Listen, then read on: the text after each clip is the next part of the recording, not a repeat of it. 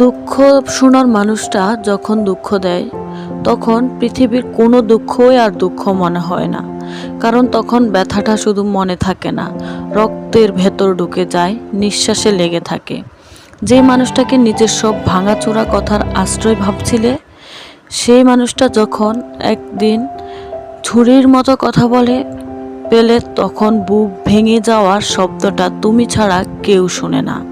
লোকেরা ভাবে তুমি নীরব হয়ে গেছো, কিন্তু তারা জানে না তোমার নীরবতার ভেতরে লুকিয়ে আছে হাজার চিৎকার, হাজারটা অসমাপ্ত অভিযোগ।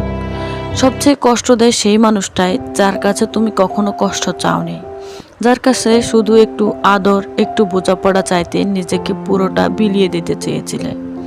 হয়তো এটাই জীবনের সবচেয়ে বড় শিক্ষা, সবাইকে দুঃখ বলা যায় না, কারণ অনেকে দুঃখ শোনে না, দুঃখকে অস্ত্র বানিয়ে তোমাকে ভেঙে দেয়। তবুও তুমি টিকে থাকবে, কারণ ভেঙে গেলে মানুষের মন আবার গড়তে শিখে। শুধু সেই মানুষটার জন্য নয়, নিজের জন্য বাঁচতে হবে নতুন করে, নীরবে শক্ত হয়।